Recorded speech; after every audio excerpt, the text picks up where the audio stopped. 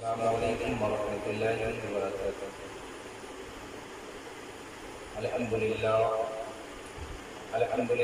حمدا یوافی نعمہ وکافی مزیدا، اما بعد فاعوذ باللہ من الشیطان الرجیم، بسم اللہ الرحمن الرحیم۔ انما یخشی اللہ من عبادہ العلماء، صدق اللہ مولانا العلی العظیم وصدق رسولہ النبی الامین الکریم، ونحن علی ذلک لمن الشاہدین والشاکرین، والحمد للہ رب العالمین۔ عرض و معروف قبل درود پاک رحم اللہم صلی علی سیدنا مولانا محمد مبارک وسلم، صلاۃ و سلام علیک یا رسول اللہ یا حبیب اللہ صلی اللہ تعالی علیہ وسلم۔ مقدس و محترم سامعین و سامعات، ہمارے معاشرے میں اکثر و بیشتر جاہل بدتمیز لوگ علماء اہل سنت کی توہین کر رہے ہیں، ان کی شان پاک میں نازیبا الفاظ استعمال کر رہے ہیں، علماء اعظام کی گستاخی کرنے کو انتہائی معمولی سی بات سمجھی جاتی ہے، جبکہ اگر غور و فکر کیا جائے تو اس وقت جو مسلمان پریشان ہے اس کی بہت ساری وجوہوں میں سے ایک بہت بڑی وجہ علماء کی گستاخی ہے۔ اللہ کے حبیب نے آج سے 1450 سال قبل ارشاد فرمایا تھا، جس وقت علماء کی بہت زیادہ ضرورت نہ تھی، اس لیے کہ سرچشمہ حیات آمنہ کے لال کی ذات موجود تھی، سارے مسلمان مصطفیٰ سے اپنی پیاس بجھا رہے تھے۔ اس وقت نبی غیب دان نے فرمایا تھا، اغدو عالما او متعلما او مستمعا او محبا ولا تكن الخامس فتهلك۔ اللہ کے نبی نے ارشاد فرمایا تھا، اے لوگوں عالم بن جاؤ، اگر یہ نہ ہو سکے کہ عالم بن جاؤ، عالم بننے کی استطاعت نہیں ہے یا نہ بن سکے تو پھر متعلم بن جاؤ، اگر متعلم بھی نہیں بن سکتے ہو تو اللہ کے نبی نے ارشاد فرمایا تھا علماء کی باتوں کو سننے والا بن جا، اگر یہ بھی نہیں ہو سکتا تو اللہ کے حبیب نے ارشاد فرمایا تھا او محبا، علماء سے محبت کرنے والا بن جا۔ اس کے بعد نبی نے ارشاد فرمایا تھا کہ پانچواں نہ بننا ورنہ تو ہلاک ہو جائے گا۔ کیا مطلب یہ ہے کہ علماء سے بغض و حسد رکھنے والا نہ بننا، اگر علماء سے بغض و حسد رکھے گا تو ہلاکت تیرے قریب ہے، تو ہلاکت کی دہلیز پر کھڑا ہو جائے گا اور تو ہلاک ہو جائے گا۔ امام احمد اوزاعی رحمۃ اللہ علیہ فرماتے ہیں، اہل علم کی توہین و مذمت کرنا گناہ کبیرہ میں سے ہے۔ علامہ ابن نجیب مصری رحمۃ اللہ علیہ فرماتے ہیں، الاستہزاء بالعلماء بالعلم والعلماء کفر۔ آپ فرماتے ہیں کہ علماء کی توہین کرنا، علم کی توہین کرنا یہ کفر ہے۔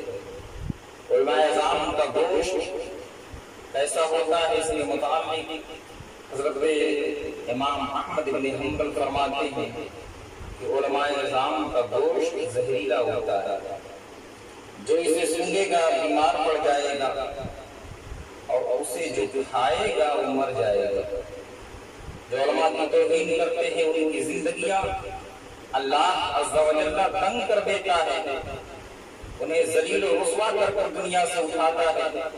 کہ آپ نے نہیں سنا اس حدیث پاک کو جس کے راوی حضرت جابر بن سمرہ رضی اللہ عنہ، آقا کریم صلی اللہ علیہ وسلم کے صحابی فرماتے ہیں کہ اہل کوفہ نے شکایت کی حضرت عمر بن خطاب سے کہ اے عمر بن خطاب، آپ سعد بن ابی وقاص رضی اللہ عنہ کو معزول کر کر حضرت عمار کو رکھ دیں۔ حضرت عمار کو رکھ دی۔ حضرت عمر بن خطاب نے کیا کیا؟ حضرت عمار کو رکھ دیا۔ حضرت عمار کو رکھنے کے بعد حضرت سیدنا عمر بن خطاب نے یہ معلوم کرنے کی کوشش کی کہ کوفہ والوں نے جو شکایت کی ہے، کوفہ والوں نے جو حضرت سعد بن ابی وقاص پر الزامات لگائے ہیں، کیا وہ لوگ اس میں سچے ہیں یا نہیں ہے؟ حضرت سیدنا عمر بن خطاب نے قاصد کو بھیجا۔ قاصد گیا، ہر مسجد میں جا کر پوچھتا کہ سعد بن ابی وقاص کو کس طرح جانتے ہو، یعنی ان سے آپ واقفیت رکھتے ہیں تو کس طرح سے رکھ رہے ہیں؟ آپ کے درمیان وہ عدل و انصاف قائم کر رہے تھے یا نہیں کر رہے تھے؟ حضرت سیدنا سعد بن ابی وقاص کے تعلق سے وہ قاصد جہاں بھی جاتا یہی پوچھتا، لیکن ایک جگہ گیا جہاں ایک وقت رہ رہا تھا، اس نے کہا اللہ کی عزت و جلال کی قسم اگر تم پوچھ رہے ہو تو میں بتا دیتا ہوں کہ حضرت سعد بن ابی وقاص یہ نہ تو عادل تھے، نہ تو منصف تھے، اور نہ تو صحیح معنوں میں مصطفیٰ کی نماز پڑھا سکتے تھے۔ اللہ اکبر۔ آقا کریم صلی اللہ علیہ وسلم کے صحابی حضرت سعد بن ابی وقاص سے جب حضرت سیدنا عمر بن خطاب نے پوچھا، اے سعد یہ بتاؤ، اے ابو اسحاق یہ بتاؤ، کیا تم لوگوں کے درمیان عدل و انصاف کرتے تھے یا نہیں کرتے تھے؟ آپ کہتے ہیں اللہ کی عزت و جلال کی قسم میں لوگوں کے درمیان عدل و انصاف بھی کرتا تھا اور لوگوں کو مصطفیٰ کی نماز بھی پڑھاتا تھا۔ یعنی عشاء کی نماز میں شروع کی 2 رکعتوں میں، پہلی 2 رکعتوں میں لمبی قرات کیا کرتا تھا اور اخیر کی 2 رکعتوں میں آہستہ قرات کیا کرتا تھا۔ حضرت سعد بن ابی وقاص نے جب یہ سنا کہ ایک شخص ہے جس نے آپ کو کہا ہے کہ وہ عدل و انصاف قائم کرنے والے نہیں تھے، تو آپ فوراً کہتے ہیں اے اللہ اس کی عمر لمبی کر دے۔ دوسری بات کہتے ہیں اسے خوب محتاج بنا۔ تیسری بات کہتے ہیں اسے فتنے میں مبتلا کر دے۔ تاریخ گواہ ہے، مورخ بیان فرماتا ہے کہ اس کی زندگی اتنی طویل ہو گئی کہ اس کے آنکھوں پر اس کی بھویں لٹک گئی ہے۔ مورخ بیان کرتا ہے کہ وہ سڑکوں پر پھر رہا تھا، جب کہیں بچیاں دیکھتا تو بچیوں کی طرف مائل ہوتا، بچیوں کی جانب ہاتھ پھیرتا تھا۔ مورخ بیان کرتا ہے جب کوئی پوچھتا ہے کہ حالت کیسے ہو گئی ہے تو گستاخ علماء، گستاخ صحابہ کہتا کہ سعد بن ابی وقاص رضی اللہ عنہ نے مجھے بد دعا کی ہے جس کی وجہ سے میں پریشان ہوں۔ اللہ پر مجھے تاریخ کے وہ اوراق بھی یاد ہیں۔ حضرت احمد ابن حنبل رضی اللہ تعالیٰ عنہ کا زمانہ ہے۔ حضرت احمد ابن حنبل کے تعلق سے ابو موسیٰ کا بیان ہے کہ جس دن حضرت احمد ابن حنبل کو درے لگائے گئے، ایک شخص شکرانے کی نماز ادا کرنے کے لیے مسجد گیا۔ اس نے دیکھا کہ مسجد کا دروازہ بند ہے، دروازے پر پہنچ کر دستک دینا چاہ رہا تھا، ایک چیخ بلند ہوتی ہے، لوگ اس کے قریب جاتے ہیں تو دیکھتے ہیں وہ شخص جو گیا تھا نماز پڑھنے کے لیے، جو شکرانے کی نماز ادا کرنے کے لیے گیا تھا، وہ زمین میں دھس چکا ہے۔ ابو موسیٰ لکھتے ہیں مناقب احمد ابن حنبل میں یہ روایت موجود ہے کہ جس نے حضرت احمد ابن حنبل کو درے مارے تھے، اللہ اکبر، 45 دن تک کتوں کی طرح بھوک بھوک کر مرا ہے۔ جو لوگ علماء کی گستاخی کرتے ہیں، جو لوگ علماء کی توہین کرتے ہیں، ان کی زندگیاں اللہ تباہ و برباد کر دیتا ہے۔ سننے میں کئی دنوں سے یہ بات بھی آ رہی ہے کہ بلبر شاہی نام کا ایک شاعر ہے جس نے علماء اہل سنت کی گستاخی کی ہے اور علماء کرام کو چندہ خور کہا ہے۔ میں اس کو بتا دینا چاہتا ہوں، کان کھول کر سن لے، علماء اہل سنت کی چوٹیوں کا یہ صدقہ تھا جو پوری دنیا میں تو جا جا کر نعت مصطفیٰ سنا رہا تھا۔ علماء کی توہین کرنے کے بعد میں تمہاری زندگی کس طرح بدلتی ہے، کس طرح تو ذلیل و رسوا ہوتا ہے، یہ دیکھے گا۔ ہم علماء کرام سے مؤدبانہ اپیل کرنا چاہتے ہیں کہ آپ کو چندہ خور جو شخص کہہ رہا ہے اس کو آپ کبھی فلائٹ کا ٹکٹ مت دینا۔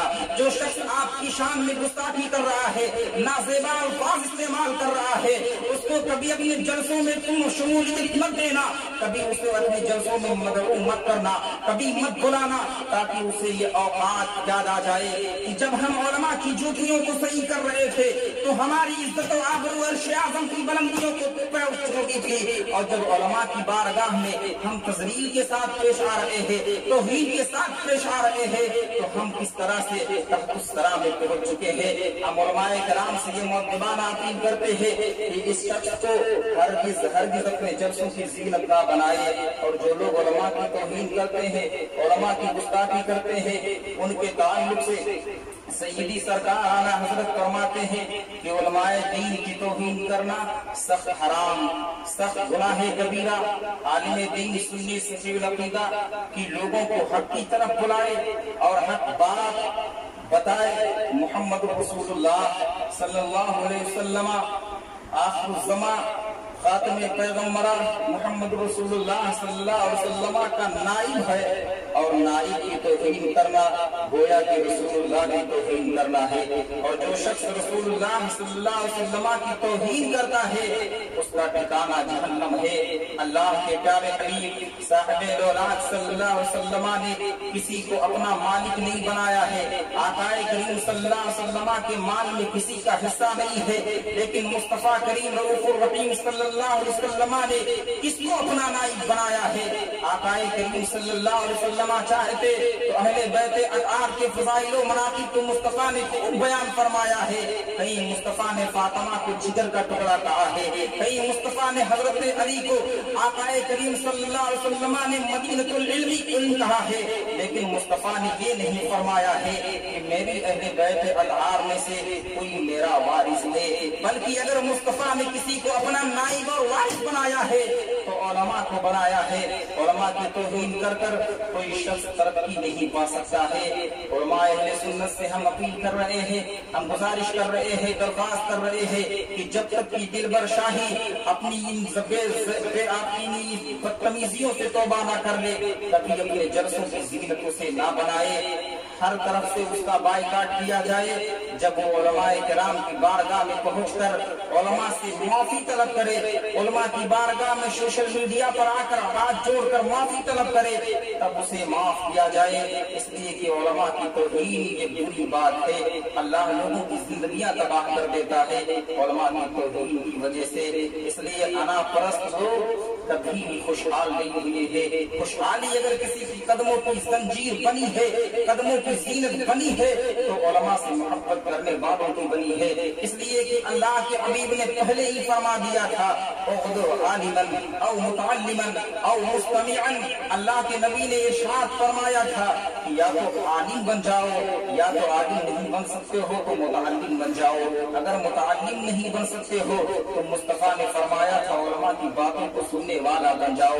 اگر یہ بھی نہیں ہو سکتا ہے تو اللہ کے حبیب نے ارشاد فرمایا تھا آخری بات کیا، او محبن، یعنی علماء سے محبت کرنے والے بن جاؤ۔